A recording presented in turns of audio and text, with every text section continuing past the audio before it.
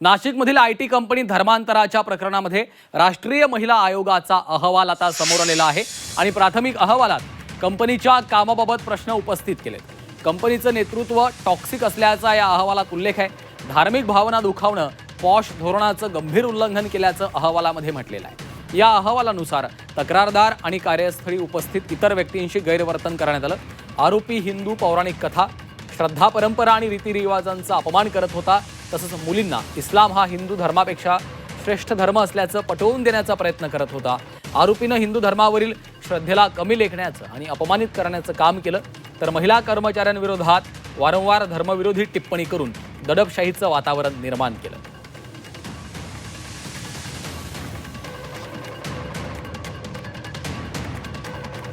आणि या संदर्भात अधिकची माहिती घेऊयात। आमचे प्रतिनिधी कपिल राऊत सध्या आपल्यासोबत थेट जोडले गेलेले आहेत। कपिल, नाशिकमधील आयटी कंपनीच्या धर्मांतरा प्रकरणामध्ये राष्ट्रीय महिला आयोगाचा अहवाल समोर आलेला आहे आणि या अहवालामध्ये अनेक मुद्द्यांवरती भाष्य करण्यात आलेलं आहे। काय नेमकं म्हटलेलं आहे अहवालात? नक्कीच NCWचा रिपोर्ट आलेला आहे आणि NCWच्या रिपोर्टकडे सर्वच लक्ष लागलेलं होतं। नाशिक आयटी कंपनीचा जो प्रकार होता तो नक्की काय प्रकार होता ह्याचा हा अहवाल आलेला आहे, प्राथमिक अहवाल आलेला आहे। आणि सर्वात महत्त्वाचं म्हणजे त्यांनी ताशेरे ओढलेले आहे कंपनीच्या मॅनेजमेंटवरती। धर्मांतराचा प्रकार झालेला आहे ह्याच्यावरती शिक्का मोर्तब त्यांनी केलेला आहे असं बोलू शकतो। त्याच्यावरती पूर्ण विराम लावले असंच आपण बोलू शकतो।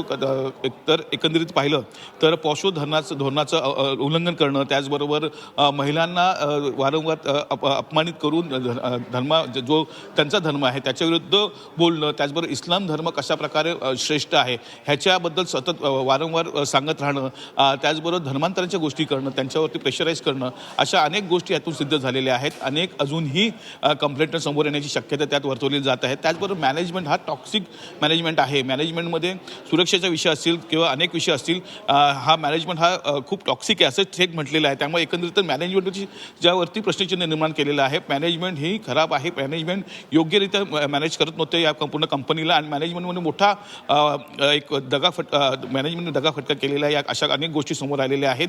CCTV अनेक ठिकाणचे बंद आहे, जिथे CCTV पाहिजे ते ठिकाण आहेत तिथे CCTV बंद आहे। हा एक महत्त्वाचा मुद्दा समोर आलेला आहे। त्यामुळे एकंदरीतच एक मोठा रिपोर्ट, एक मोठा अहवाल समोर आलेला आहे आणि जी मॅनेजमेंट आहे याच्यावर ठपका ठेवण्यात आलेला आहे। एकंदरीतच त्या पूर्ण कार्यपद्धतीवर ठपका ठेवण्यात आलेला आहे आणि जी आपण एक संशय व्यक्त करत जात होतो की नक्की काय घडलं असेल, नक्की अशा प्रकार होत होते का, तर हो, असे प्रकार होत होते असंच हा अहवाल सांगतोय। त्यामुळे हा अहवाल खूप महत्त्वाचं काहीतरी सांगतोय। एकंदरीतच धर्मांतराचा जो विषय आहे त्याच्यावरती कुठेतरी खरं आहे, हा विषय कुठेतरी खरा आहे आणि त्या अनुषंगाने जे मॅनेजमेंटची जे लोक होती त्या अनुषंगानेच पुढे ते कार्यरत करत होते, त्याप्रमाणे प्रेशराईज करत होते, पॉश धोरणाचं उल्लंघन करत होते, धर्मांतरांच्या विषयी नक्कीच ते चर्चा करत होते, प्रेशराईज करत होते महिलांवरती। असा एक महत्त्वाचा रिपोर्ट समोर आलेला आहे। त्यामुळे आता पोलीस त्या अनुषंगाने चौकशी करतील आणि आता ह्या केसमध्ये आणखी गूढ वाढत चाललेले आणि धर्मांतराचा जो विषय होता का नक्की होत होतं का असं, ह्याच्यावरती खरंच उत्तर आलेलं आहे की हो, असं सर्व सुरू होतं आणि ह्याची चुकी ही पूर्ण मॅनेजमेंटची होती। निश्चितच कपिल, आता हा अहवाल समोर आल्यामुळे पोलिसांच्या तपासामध्ये देखील आता हे सर्व मुद्दे समोर येतील आणि त्या दृष्टीने आता पुढचा तपास होणार आहे। तुर्तास धन्यवाद कपिल या माहितीसाठी।